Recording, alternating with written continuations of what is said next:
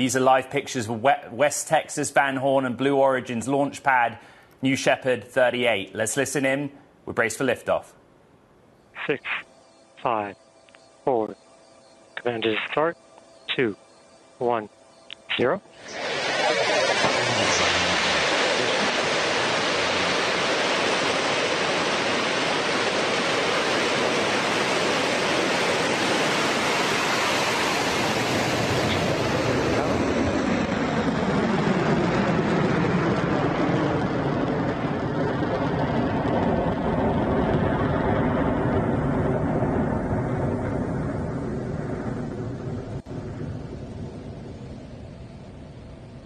5,000 feet.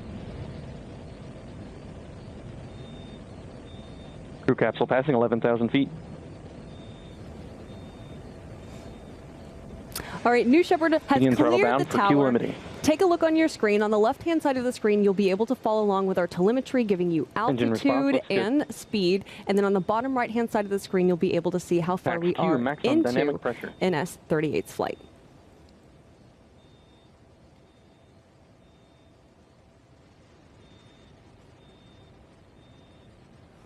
Okay, you are watching live images of Blue Origin's NS-38 New Shepard mission carrying the 6 latest astronauts, commercial passengers, to just above the Kármán line out of Van Horn, West Texas. We've just hit max Q, the moment of maximum aerodynamic pressure or stress on that vehicle. The Blue Origin New Shepard design relies on its own BE3 PM engine, where the propellant is a mix of hydrogen and oxygen, the byproduct of which is water, for those chemistry nerds of you that are out there. And Caro, you know, we cover this because it is the evidence of the development of commercial space. You have 6 people on board. Some of them have paid for the privilege. We don't know how much because they don't disclose it. Just for 60 seconds of weightlessness in space, in what Blue Origin says are the biggest windows to ever go into space.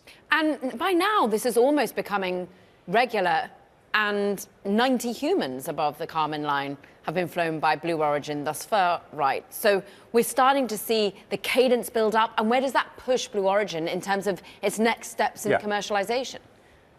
Again, Blue Origin is a multifaceted business. What you're watching on your screen now is the combined vehicle makes its way up to that Kármán line. You have the third stage booster and then the capsule on top. This is space tourism, essentially, right? They will also argue that it provides a zero-gravity environment, even for 60 seconds, to do scientific experimentation. But the news last night, Blue Origin is also working on a Starlink competitor, right? Satellite-based and constellation-based connectivity. Then they have a more powerful rocket, New Glenn, which is used for a wide range of commercial applications, but putting, you know, satellite deployment into low Earth orbit. We're about 3 minutes into this mission.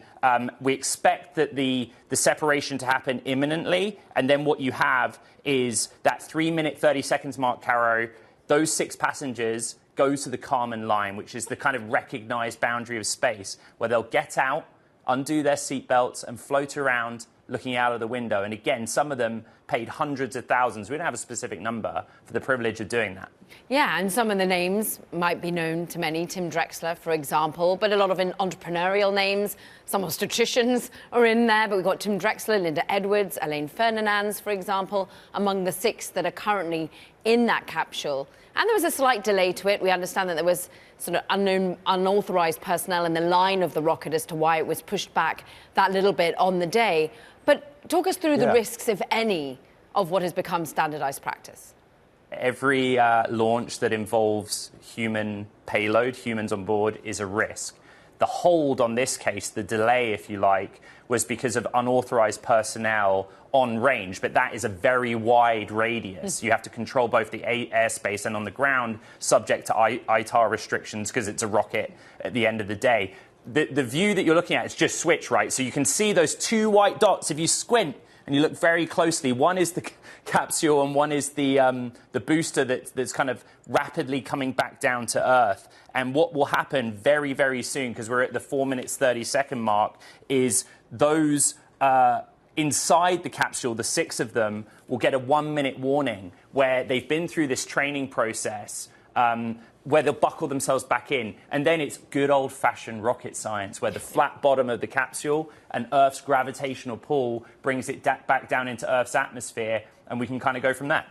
And we can continue. This is like a 10-minute process, and we're already, as you say, at the halfway point, Ed. We can go to Loren Grush, who helps cover all things space across our network and platforms for us. And Loren, this seems to be going all according to plan as we think, but space very much in line of sight of investors at the moment, but also of the market more broadly. We're thinking about Elon Musk, who's just come off stage over at Davos, talking about how his reusable giant rocket might be there by the end of this year in terms of reusability. Yes, that is the ultimate goal of Starship, which they've been pursuing for some time. Full reusability, actually the New Shepard is a fully reusable system, but it obviously does not go to orbit. And so Starship is really trying to accomplish a feat that no one has been able to before.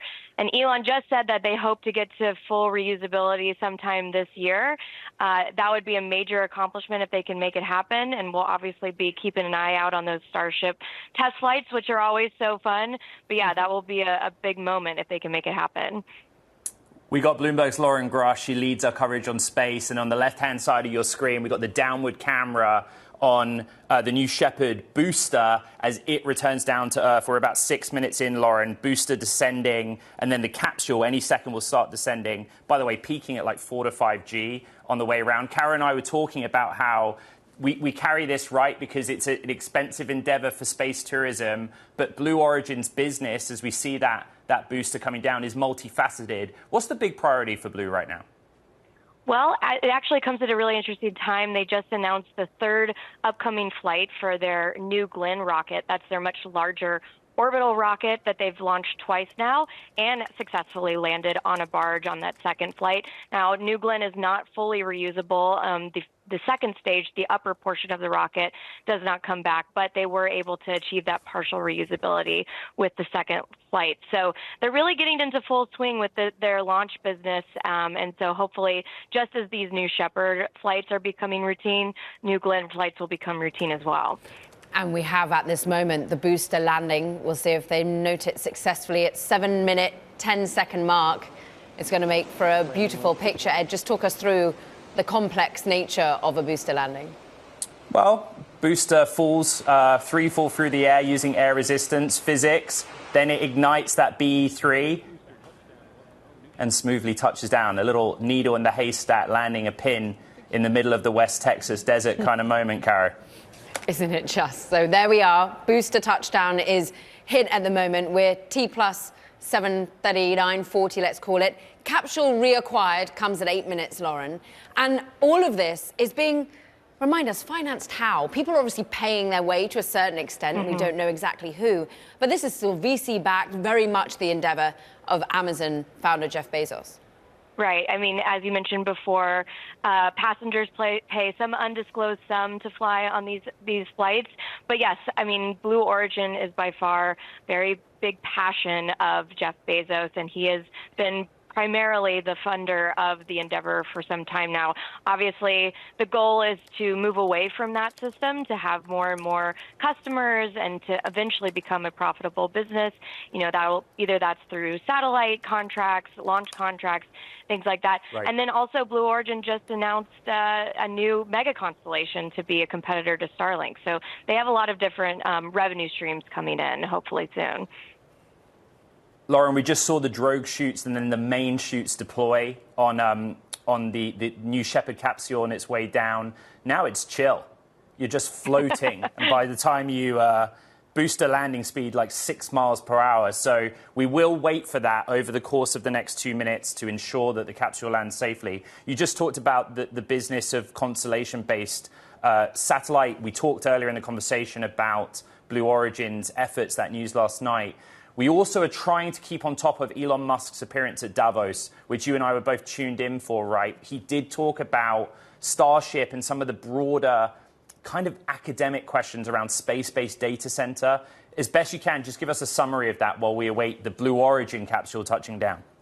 Sure. So as Elon indicated, he's a very big fan of solar power. One of the justifications for moving data centers into space is, depending on where you put them, you can have this constant access to solar power, which, as people who know much about AI and the data center industry here on Earth, power constraints can actually be a huge limiting factor. So moving to space, the likes of Elon and other billionaires, even Jeff Bezos, have talked about perhaps, tapping into that solar power to get near constant access to sunlight that can then power these data centers that do all this complex computing. Yeah, we heard Musk saying, really, in the next 2 to 3 years, space is going to be the cheapest place to put AI. And there, look, we have the landing, touchdown. Chill, Ed. As you called it, it looks like quite a lot of dust being blown up. No, on a I just mean entry. like if you're going up at 3 Gs and you're coming down at 4 to 5 Gs, but the moment you touch the ground, it's just like a little boop. Then that's what I meant by chill. But again, we talked about this being routine, and sorry to interrupt, Caro. We'll wait for confirmation from Blue, but as it stands, another successful mission.